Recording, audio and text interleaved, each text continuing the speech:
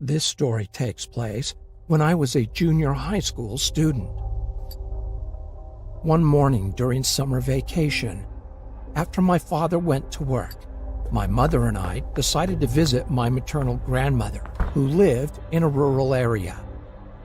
Since my grandmother's house was located in the countryside, getting there required making a left turn, then driving for 5 minutes through a narrow, one-car-wide, unpaved road. There were rice fields and forest on the sides of the unpaved road. As soon as we arrived, I greeted my grandmother, then went into my youngest uncle's room. I used to like visiting my grandmother's house because my uncle was a huge gaming fan and his computer was much better than mine at home. So once I confirmed my uncle was at work, I turned on his computer and started playing Doom 3, which used to be the most popular game once upon a time. After playing the game for about an hour or two, my uncle returned from work.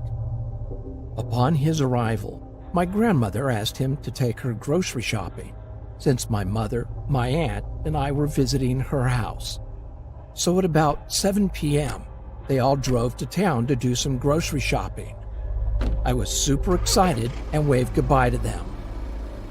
Since I think it is unnecessary to explain why I was excited, I'll just leave it. After enjoying about 90 minutes of free time, my uncle called.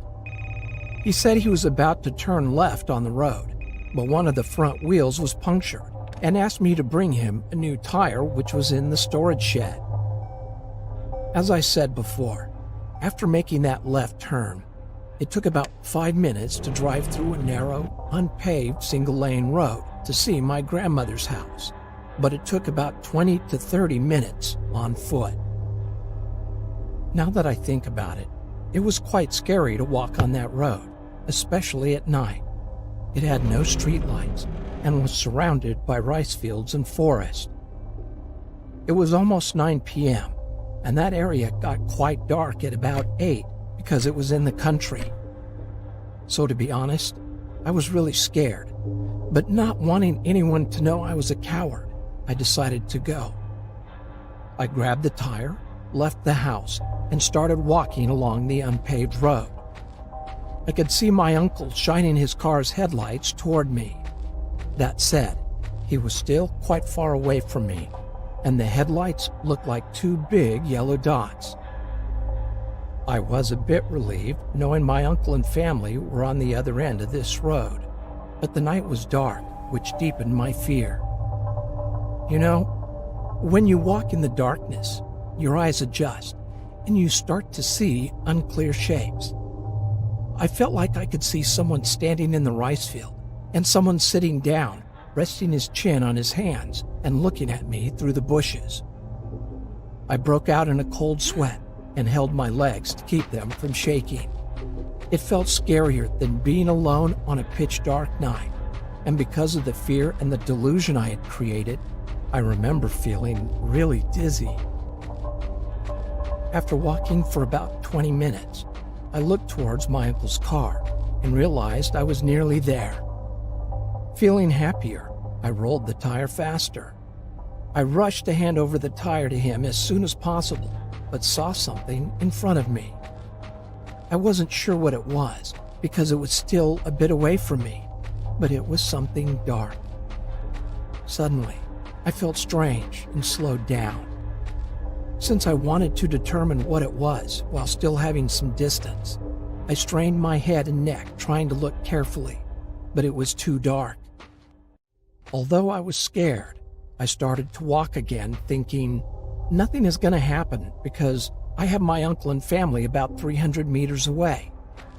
But when I got closer to it, I stopped because it became clearly visible. It was an old woman squatting with her mouth open, looking at the rice fields. I could only see the side of her face, but my whole body shivered because her blank facial expression with her mouth open was now clearly visible in the darkness. Without realizing it, I walked really close to the old woman. For reasons I don't understand, Walking by without saying anything seemed even scarier, so I started talking to her. With a frightened voice, I asked, "Excuse me, what are you doing here at night?" But she did not respond and kept looking at the rice field. On the verge of crying, I shouted, "Excuse me!" She then looked at me, and I felt my heart tightening. Even though it was dark, I could clearly see she had permed white hair, and I could only see the white parts of her eyes. The scariest thing were the huge wrinkles and stains covering her face and her wide-open mouth. I felt strange, like I was going crazy while looking at her. I had eye contact, but was looking down while she was looking up at me. After a few moments of eye contact, she turned her body toward me. Oh my gosh, I thought she was sitting down, but realized she had no lower body. She only had a torso and head which was supported from the ground with 2 arms. A flood of thoughts crossed my mind, but I remember thinking, there is Satan right in front of me. I felt like she was going to run into me with her 2 arms if I didn't move, so I grabbed the tire in my arms and sprinted with my eyes closed tightly. Without remembering how long I'd been running, I suddenly felt relieved. It was the next morning, and I was in my grandmother's room. When I asked my mother what happened, she said she was waiting for me in the car and saw me sprinting with my head down, holding the tire in my arms, and suddenly fell off the road, causing my family to come out of the car shocked. After listening to my mother, I told her and my other family members what I went through. Thinking I had suffered a heat stroke, that evening my grandmother made me chicken soup. My uncle told me to stop playing horror games and wouldn't let me play Doom 3 anymore. From then on, I could only play a Star Wars racing game while staying at my grandmother's house. I still believe it was not a ghost that I saw that day. It was just an illusion caused by my mental weakness.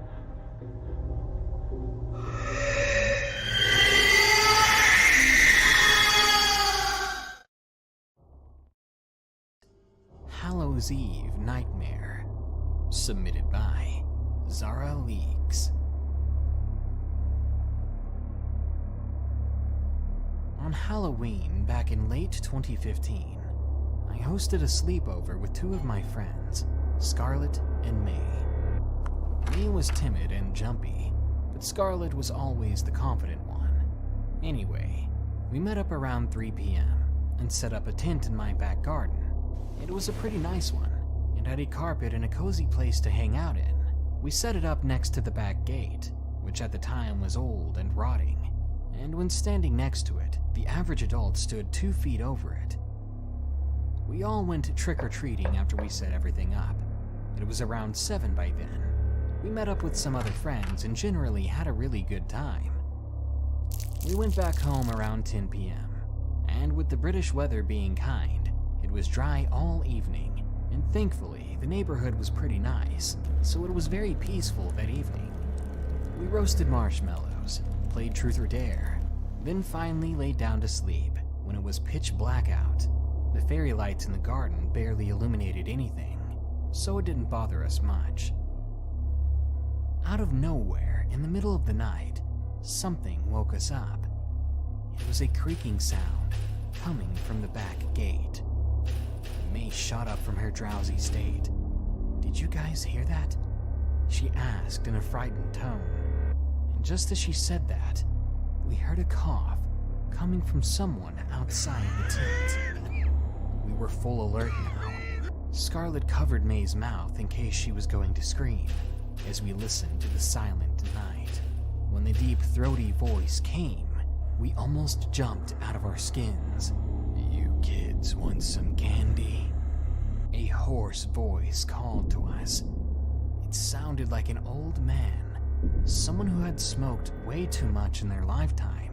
The rattling came from the gate again. "Come on, I know you're in there," the voice called out. tears formed in May's eyes, and I couldn't move. It was like my 13-year-old self was paralyzed. Scarlett looked at me and nodded. She showed me her fingers and counted down. That was when we were going to run. When she hit 0, we all made a mad dash back inside the house. I'll never remove that image from my mind. When I turned around, standing at my gate, I saw the man. He had gray, long hair. His beard was matted and disgusting, and he had the most horrific look on his face. It was like pure evil. He looked hungry, but not like a person, but more like a starving predator, as if he wanted to harm us that very moment. The bolt on the gate, luckily, was across, and as he tried, he couldn't get in. But behind those bars on top of my gate, I saw something gleaming in his hand. A butcher knife. There was no mistaking it. I gagged in fear as I saw it, and as we made it to the back door, I turned the key and we ran up to my mother's room. She didn't believe us at first, but after looking out of her window, she ushered us inside, locked her door, and called 999, which is our 911. I then heard knocking on my front door. He must have gone around to it, I thought to myself. But the knocking soon turned to banging, and I heard the old man cussing from just outside.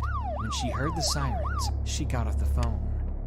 Then I heard a single curse coming from the man before he stomped away. His footsteps disappeared into the distance when we heard a police car pull up. They never saw the man, therefore they never caught him. They didn't find him even after we gave all our statements. That quickly ruined our Halloween, and we all slept in the living room after that. Or rather, we pretended to sleep.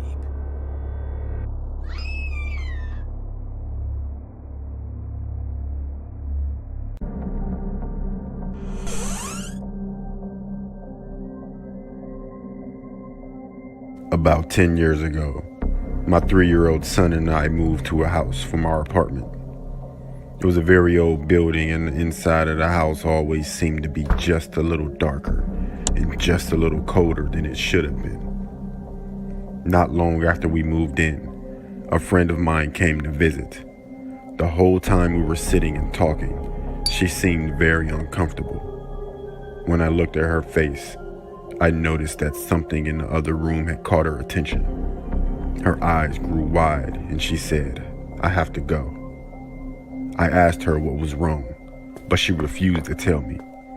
Her odd reaction was freaking me out, so I kept after her.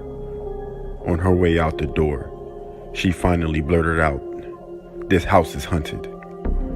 But she wouldn't tell me what it was or what made her think so. To this day, she still refuses to tell me what she saw. About a week later, my 3-year-old son casually asked me who the old lady in the bathroom was. One day, I was leaving my house for work, and I got to the car and I realized I needed to run back in the house to get something. I walked into the house, and as soon as I got inside, this framed photo on the wall shot off the wall. It didn't fall down.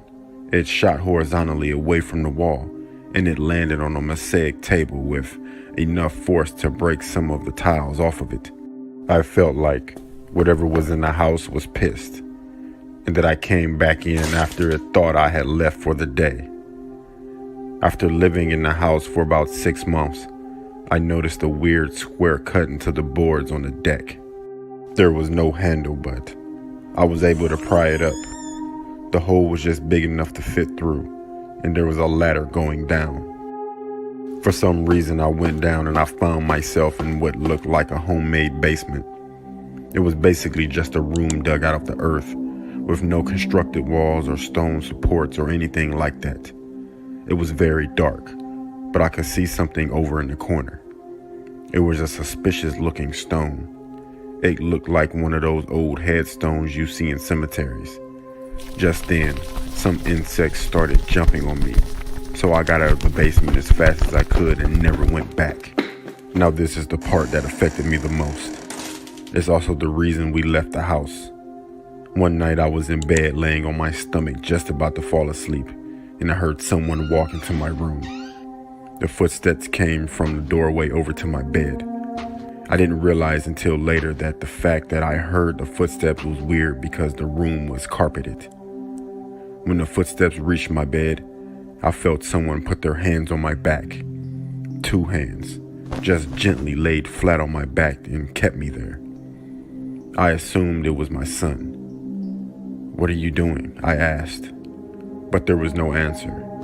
I looked up. No one was there. I got up and checked my son's bedroom, and he was in bed fast asleep. We moved out soon after that, and we never looked back.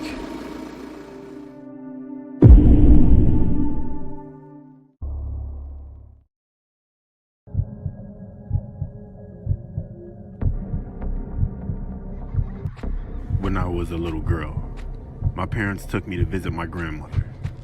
She lived in a little village in the countryside. Her cottage was very small and there was only one bedroom. My grandmother slept in one bed. My parents slept in the other, and I had to sleep on some cushions on the floor. We stayed there for a few weeks and I was troubled by terrible nightmares. Every night, I would wake up screaming. My parents tried to calm me down and asked me what was wrong. All I could tell them was that there was a man coming to get me. I can still remember the cause of my terror.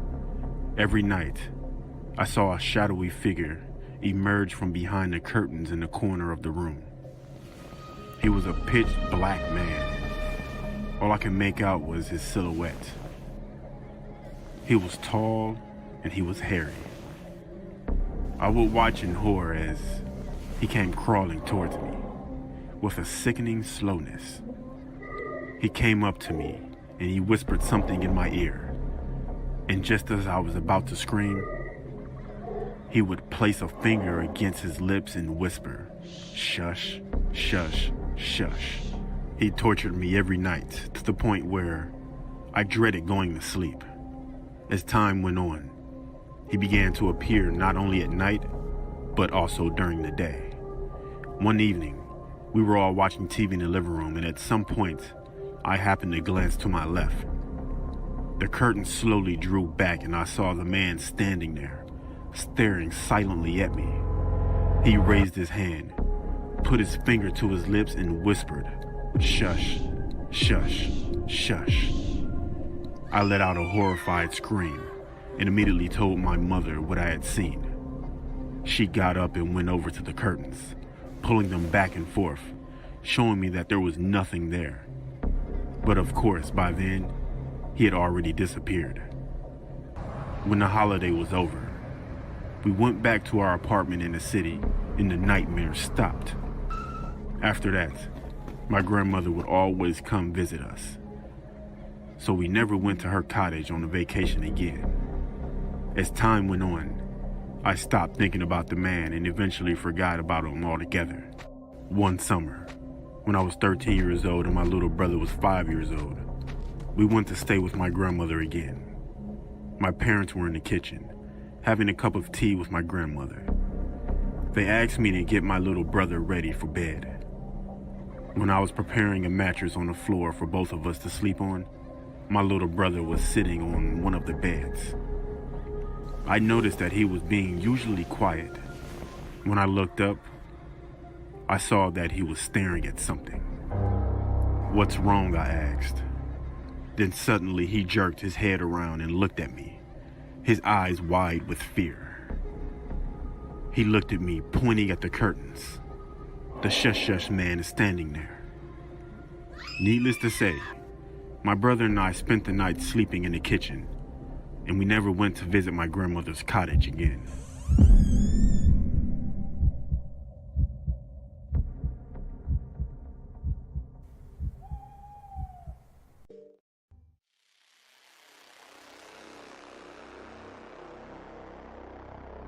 When I was 15, my mother went out shopping and left me in charge of the house. It was starting to get dark and I realized my little brother was nowhere to be found. I asked my sister if she knew where he was and she said he had gone to the park around the corner to kick his soccer ball around. I told her to watch the house while I was gone and ran off to the direction of the park.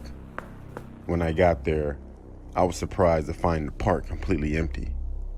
I called out my brother's name, but there was no answer.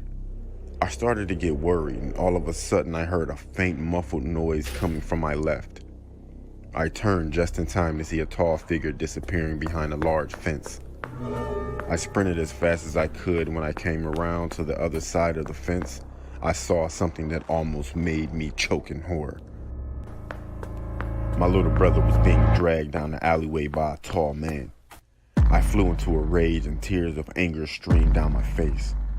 I ran at him and he must have heard me coming because he turned around to face me and he dropped my younger brother. The tall man tried to grab me, but I was running at him so fast that when I slammed into him, it knocked him off his feet. He swore and tried to get back up, but I just started stomping on his face. Without stopping to ask questions, I picked my brother up and ran as fast as I could back to our house. By this time, it was pitch black outside and my mother was home. She was frantic with worry, and when she saw the look on our face, she realized that something bad had happened. As I explained, my brother and I started crying, and my mom gave us both the biggest hug ever, and she cried with us. Eventually, the police were called, but this guy was never found.